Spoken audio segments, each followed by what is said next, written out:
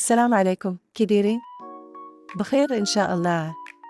مرحباً ومرحباً بكم من جديد في مطبخ نبيلة. إلا ما زال ما شاركتوش في القناة، مرحباً تشاركوا دابا.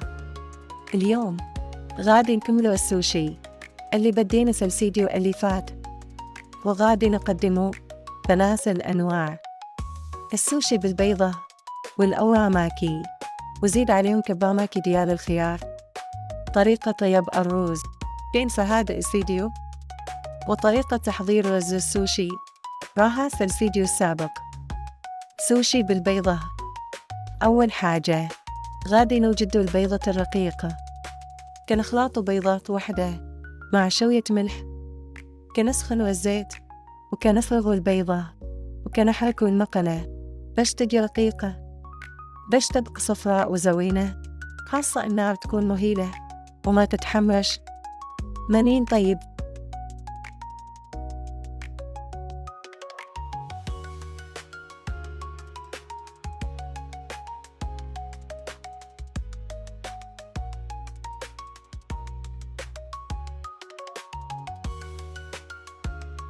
كنخرجوا البيضة وكنقطعوا غير الجهتين، كنحطوها فوق حصيرة اللف، وكنفرشوا الرز بالتساوي، وخليوا الفوق 2 سنتيمتر والأسفل نص سنتيمتر بلا رز.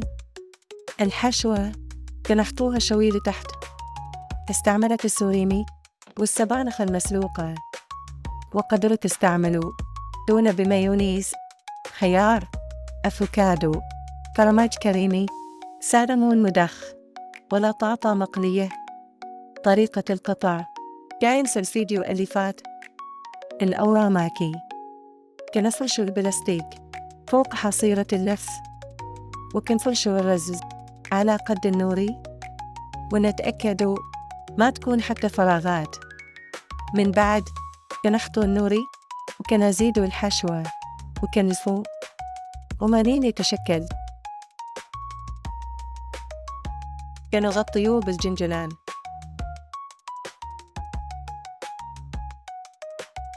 كباماكي.